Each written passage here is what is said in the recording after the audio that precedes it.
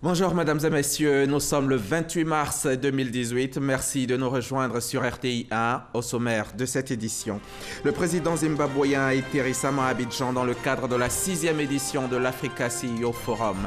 Emerson Mnangagwa a été reçu hier au palais de la présidence de la République pour un entretien avec le chef de l'État, le président Alassane Ouattara.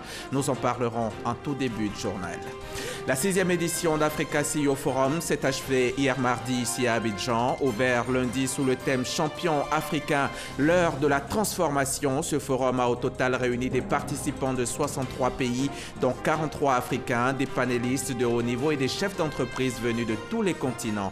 Et puis, le dirigeant nord-coréen Kim Jong-un s'est rendu en Chine où il a rencontré le président de la République populaire Xi Jinping à Pékin. Les leaders se sont entendus pour approfondir les relations entre leurs régimes respectifs et Kim Jong-un s'est dit engagé à la dénucléarisation de la péninsule coréenne. Commençons ce journal par ce tête-à-tête des chefs d'État ivoiriens et zimbabwéens. Le président Emerson Mnangagwa, qui était récemment à Abidjan dans le cadre de la 6e édition de l'Africa CEO Forum, a été reçu hier mardi au palais de la présidence de la République pour un entretien avec le chef de l'État, le président Alassane Ouattara. Le compte-rendu de Viviane Haïm. En fonction à la tête du Zimbabwe depuis le 24 novembre 2017, après la chute du pouvoir du président Robert Mugabe, après 30 ans de règne, le nouveau président du Zimbabwe, Emerson Mnangagwa, 75 ans, était lundi aux côtés des présidents Alassane Ouattara et Nana Akufo-Addo à l'ouverture du 6e Africa CEO Forum ici à Abidjan. Une présence qui est la toute première du président zimbabwéen en terre ivoirienne, offrant ainsi l'opportunité aux deux chefs d'État, Alassane Ouattara et Emerson Mnangagwa, de jeter les ponts d'un rapprochement entre leurs deux pays. Ce mardi, le président zimbabwéen était reçu au palais présidentiel par le chef de l'État ivoirien. Les honneurs militaires lui ont été rendus à son arrivée, suivis par un long entretien avec le président Alassane Ouattara. Plusieurs sujets ont été évoqués par les deux hommes, notamment l'organisation d'élections démocratiques au Zimbabwe et la relance économique de ce pays, qui a accusé un retard de 18 ans, selon le président Mnangagwa. Je ne savais pas que la Côte d'Ivoire avait atteint un tel degré de développement, un tel niveau de développement. C'est une fierté, non seulement pour les gens, pour les Ivoiriens, mais pour les Africains aussi, pour voir ce niveau de développement et la vision pour le futur que ce pays a. Un pays comme le Zimbabwe a accusé un retard de 18 ans par rapport aux autres pays. Et dans notre désir de rattraper le retard et de faire un saut, oui, dans le domaine de l'agriculture, de l'infrastructure, dans le secteur minier et en énergie, et oui, dans tous ces domaines, nous devons voir comment nos frères ont fait des progrès pour pouvoir faire nos bonds en avant. Et nous disons que d'ici 2030, nous voulons être une économie de première classe.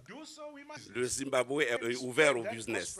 Nous avons eu un bon entretien. Nous avons insisté sur la transition pacifique qui s'est déroulée au Zimbabwe et qui a permis donc au président Mnangagwa de devenir président en remplacement du président Mugabe, notre doyen. Et j'en ai profité pour lui réitérer toute la gratitude des Africains par rapport au traitement dans la dignité qu'il a réservé au président Mugabe. Mais surtout, nous avons parlé du présent et de l'avenir. Voir comment faire en sorte que le Zimbabwe, qui a un pays qui a d'énormes ressources, un potentiel important, que ce soit dans le domaine agricole ou dans le domaine minier, puisse profiter de cette situation pour améliorer le niveau de vie des populations. Nous avons partagé nos expériences et je constate que le président est totalement ouvert à faire en sorte que le Zimbabwe soit maintenant une terre d'investissement et que donc un processus politique démocratique, puisqu'il envisage des élections présidentielles en juillet prochain, qui seront donc libres, démocratiques et transparentes. Et je voudrais lui dire à quel point nous sommes impressionnés par sa détermination et par son engagement, non seulement pour la démocratie, mais pour l'amélioration de la situation du peuple de Zimbabwe.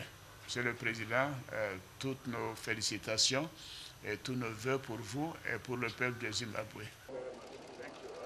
Après sa rencontre avec le chef de l'État ivoirien, le président zimbabwéen a regagné son pays.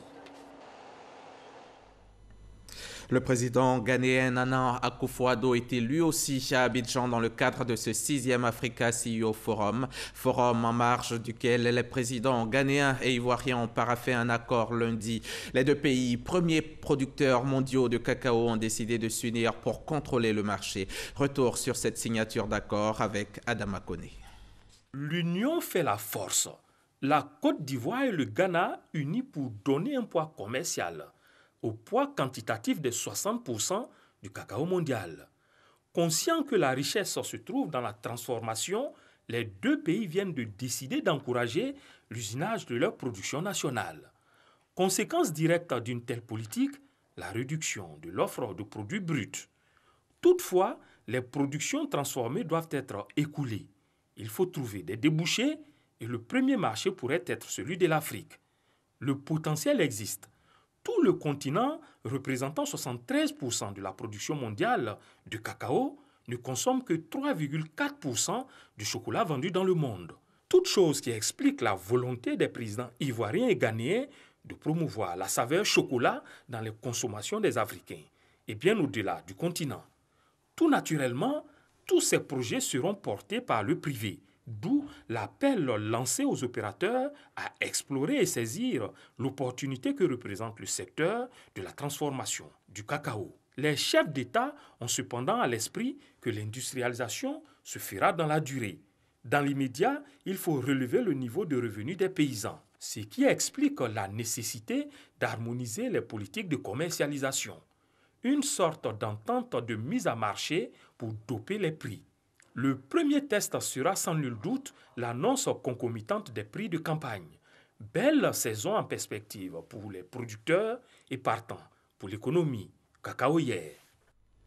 De son côté, le Premier ministre Amadou Gon Coulibaly a reçu hier mardi en audience le vice-président Afrique et Moyen-Orient de la SFI, la Société financière internationale, Sergio Pimenta, et la vice-présidente de MIGA, l'Agence multinationale internationale de garantie des investissements, Keiko Honda, deux institutions financières qui ambitionnent d'accroître leurs interventions en Côte d'Ivoire. Gabriel Zani, Herman Guivet.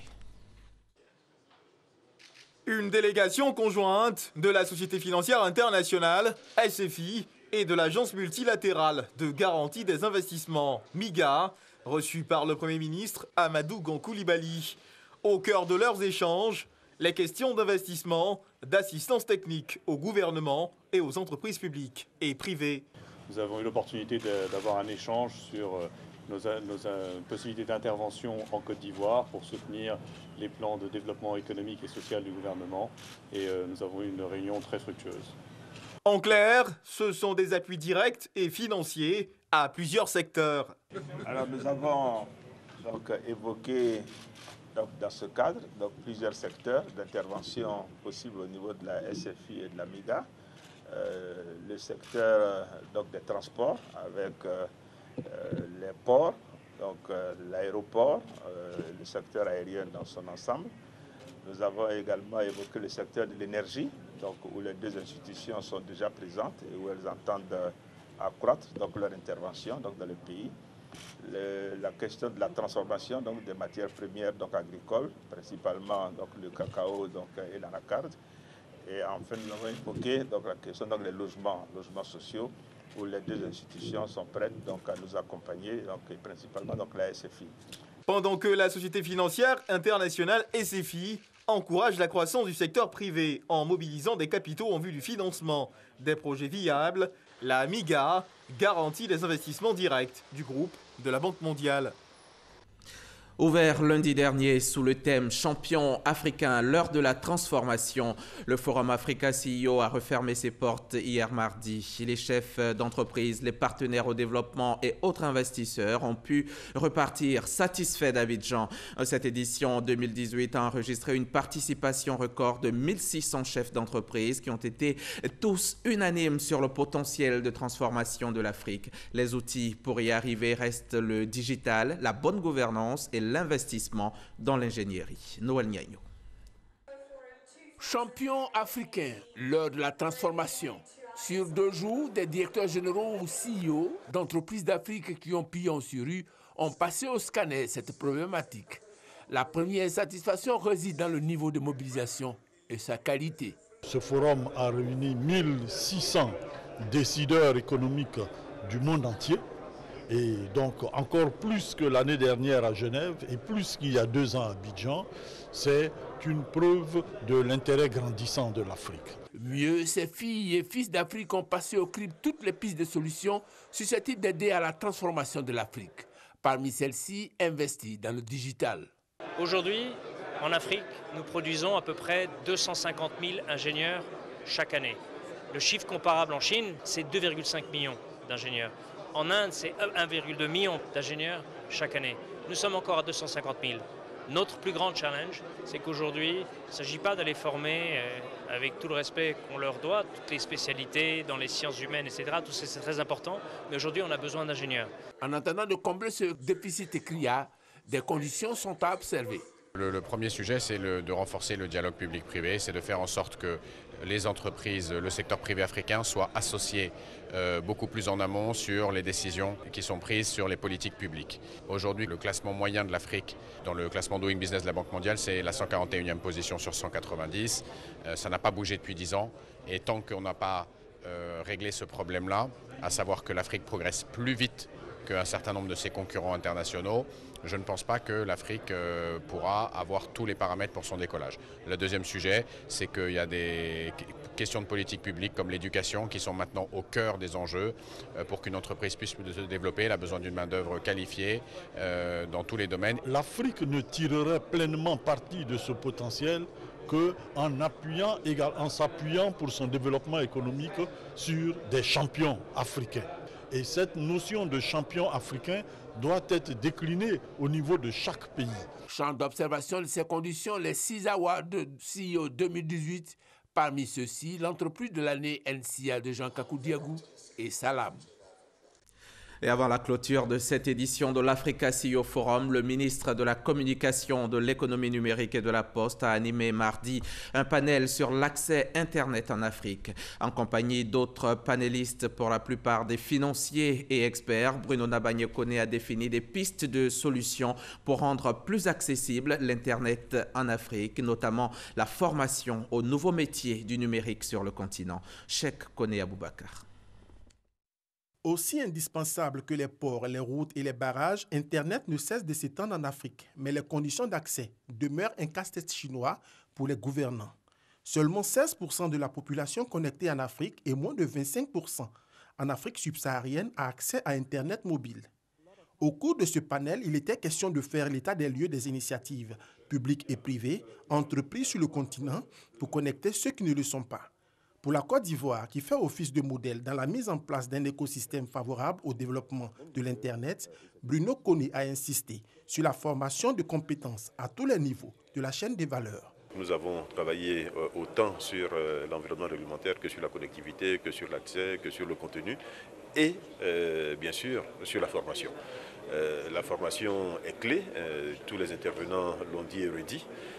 Et en ce qui nous concerne, on peut en parler sur la base de quelques projets qui ont été initiés par le gouvernement. Au nom de ces projets, l'initiative aux technologies de l'information et de la communication dès l'école primaire, construction de salles multimédia dans les lycées et collèges, création d'une université virtuelle, ainsi que la création de l'école supérieure africaine d'éthique, ESATIC. Des initiatives que le gouvernement conduit conjointement aux actions visant à développer les infrastructures dans le secteur. Pour nous, l'infrastructure également est clé. À ce niveau, nous avons accru la connectivité à l'international. Nous avions un câble sous-marins qui desservaient la Côte d'Ivoire en 2011. Aujourd'hui, nous en avons 3.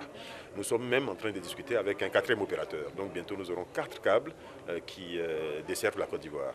Comme haute difficulté, les panélistes ont évoqué l'épineuse question de la fiscalité pour les opérateurs dans certains pays africains. Moi, je fais un lien très direct entre le niveau de développement de l'Internet en Afrique, comme par exemple en Côte d'Ivoire, et puis le niveau, la capacité à avoir un cadre de régulation et fiscal qui encourage l'investissement. Il y a d'autres situations en Afrique, il faut le dire, qui sont beaucoup plus pénalisantes et qui freinent très clairement le développement de l'Internet et l'accès des populations aux services associés.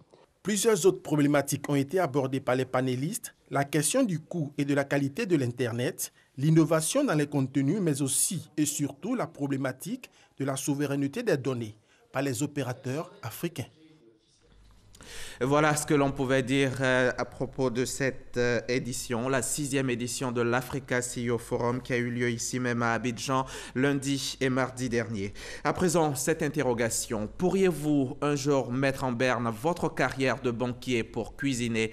Beaucoup répondraient non tout de suite. Akadji Bongbadje, lui, l'a fait. Il a choisi de sortir de sa zone de confort en France pour entreprendre ici à Abidjan. De la banque à la cuisine, il a franchi le pas avec un choix culinaire audacieux, les crêpes, un virage presque à 90 degrés. De la banque à la crêperie, parcours d'un jeune entrepreneur, c'est un document signé Christelle Menant. Quitter un emploi sûr et choisir de mener une vie faite d'instabilité et d'incertitude. Une vie d'entrepreneur. Il y a 7 mois, Akadji Bongbadje décide de mettre entre parenthèses sa carrière de chargé d'affaires dans une banque parisienne. Avec un associé, ils ouvrent une crêperie à Abidjan. 2 banquiers à crêpiers, itinéraire d'une aventure risquée mais palpitante. C'est sûr que c'était une décision qui n'était pas facile à prendre. Les peurs étaient vraiment là, les peurs, les doutes, les craintes de mal faire. Une décision d'autant plus difficile que de la Côte d'Ivoire, Akadji n'a que des souvenirs de vacances scolaires. Né à Rennes, le jeune Ivoirien grandit en Bretagne. C'est justement cette région qui lui inspire son idée d'entreprise. Depuis un long moment, j'avais mûri l'idée de pouvoir investir dans mon pays. On s'est dit, par la nourriture, on pouvait réunir les 2 cultures.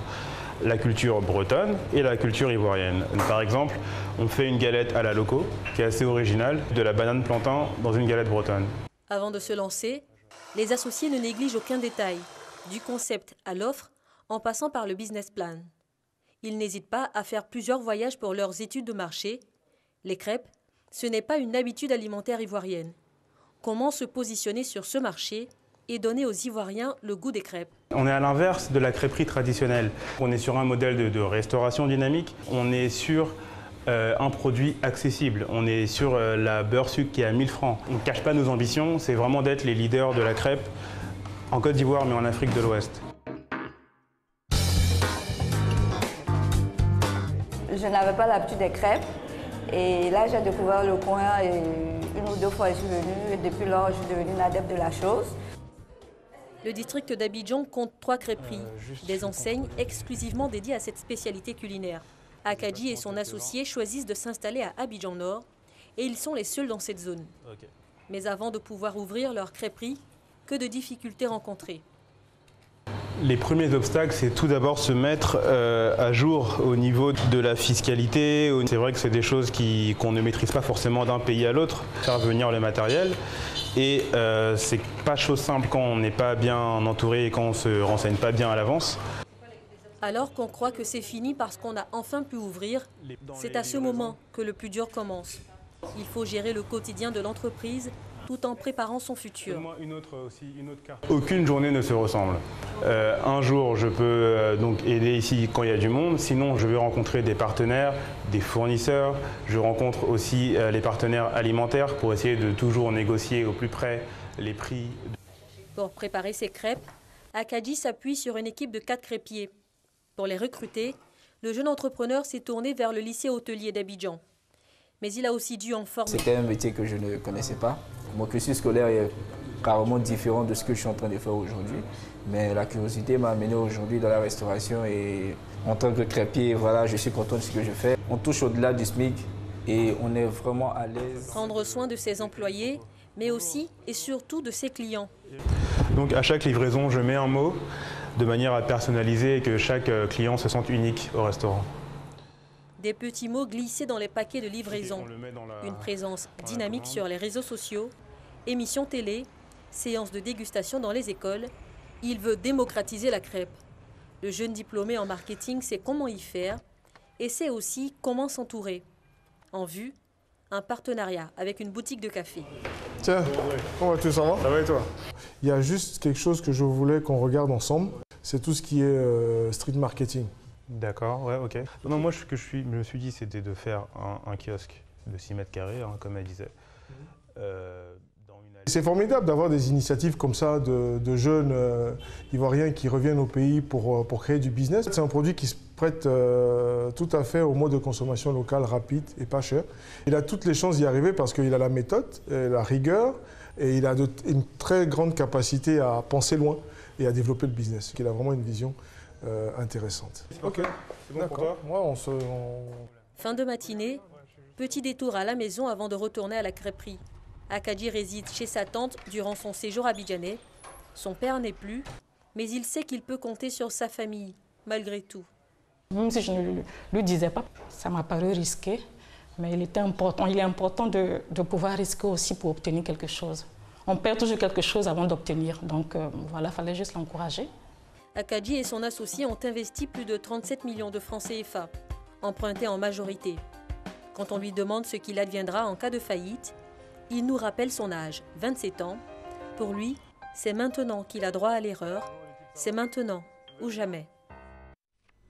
C'était un reportage de Christelle Menant. Depuis 2015, Care International s'est inscrite dans une nouvelle approche visant à soutenir l'autonomie financière des femmes de Côte d'Ivoire et de Sierra Leone. Ce projet vient de connaître une autre dimension avec le lancement du concept Femmes en entreprise. Et c'est à Korogo, la capitale de la région du Poro, qui a abrité le lancement. Kader Sogodogo. Préfecture de région Korogo, forte en mobilisation pour contribuer à l'autonomisation économique des femmes. L'initiative est à mettre à l'actif de l'ONG Care International. Elle rend prioritaire la formation ou le renforcement des compétences entrepreneuriales des femmes. Et nous puisons dans les associations villageoises d'épargne et de crédit et les associations des femmes qui ont une vision, qui veulent véritablement entreprendre, et nous les accompagnons. Un projet dans ce sens, Femmes en entreprise. Il a lieu simultanément en Côte d'Ivoire et en Sierra Leone. Femmes en entreprise est la phase 2 du projet d'autonomisation économique de la femme conçu par Care International. De juin 2015 à avril 2017, 14 000 femmes en Côte d'Ivoire ont été sensibilisées sur l'entrepreneuriat. 88,6% sont aujourd'hui capables de faire leurs comptes financiers et de planifier leurs activités. Des femmes du milieu rural ont ainsi pu avoir accès à des crédits. Fort de ce succès, la phase 2 vient pour relever tous les défis en vue de garantir l'autonomie financière des femmes de Côte d'Ivoire. Korogo, qui accueille le lancement, l'initiative est saluée. Depuis l'arrivée des Care, nous avons changé de comportement. Le mensonge, les querelles, les petites querelles sont sorties au milieu de nous. Et vraiment, nous avons commencé à s'aimer entre nous, vraiment à bien collaborer et à pouvoir réussir. En prélude au lancement de Femmes en entreprise, des campagnes de sensibilisation ont eu lieu à Dogidjarika et à Koulogleka, dans la sous-préfecture de Sénématiali.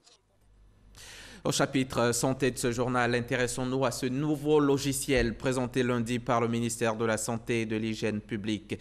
Il s'agit d'un logiciel qui va servir à collecter des données sur le VIH-Sida en vue de mieux orienter les traitements. Ami Sissoko nous en dit plus. Un nouveau logiciel pour collecter des informations en temps réel dans le cadre de la lutte contre le VIH-Sida. Dénommée Situation Room, cette plateforme aide à la prise de décision en vue d'accélérer la lutte contre le VIH-Sida.